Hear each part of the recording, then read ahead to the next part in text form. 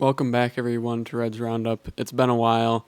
So in this video, I thought at the start of 2021, we're going to look at some of my predictions or events that I think are going to be inevitable happening in the next 20 years.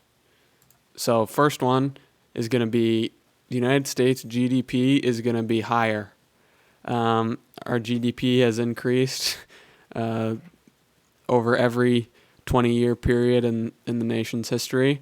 And I believe that will not change. GDP in the United States will continue.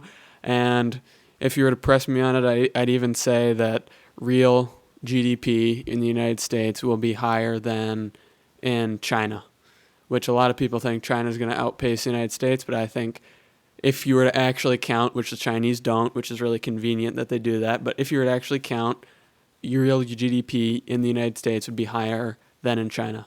Okay, next one. Buying power of $1 will be lower in 2041 than it is today.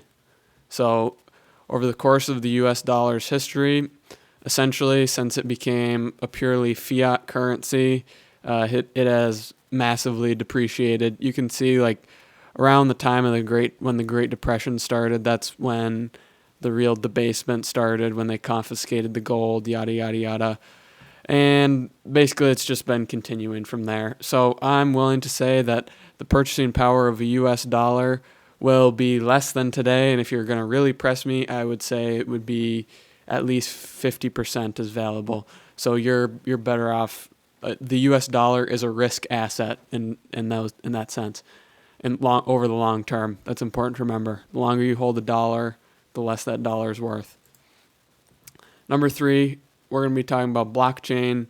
I think the number one day-to-day currency or payment system and unit of account will be blockchain based.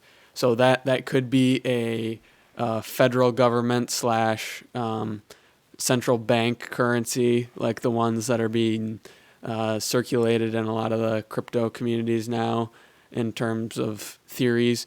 But really, just because of how prevalent it is in the third world countries, like you can see that it actually does fit the use case. It might not be Bitcoin here. This is a little bit misleading. This is not my infographic. I would not have put that there because they use a bunch of different currencies. But the fact is that cryptocurrency is extremely effective if implemented correctly at processing payments and serving as a unit of account. It's verifiable very quickly and interfaces very well with technology, which traditional currency does not do. And we can see here, I would even say that a cryptocurrency will become the largest asset class in terms of market cap by 2041, which might seem like a long shot because a lot of people think blockchains and cryptocurrencies are sort of long shots in themselves, but I believe otherwise.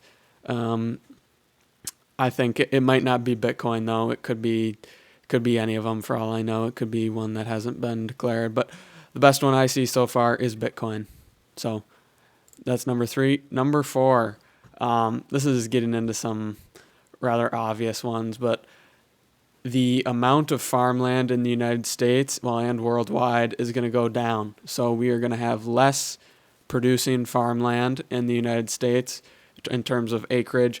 But that same acreage, or that less acreage, is going to have to produce higher yield, higher amount of crops. So whether that's using GMO crops or whatever to fulfill that, it's going to have to be done because day by day, more and more farms are being turned into housing or other forms of real estate.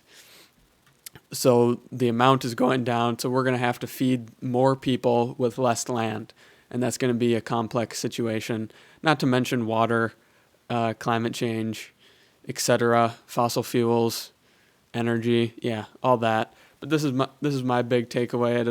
It all comes back to food, shelter, water, and there's going to be less land to make food, and that ties into some investing things.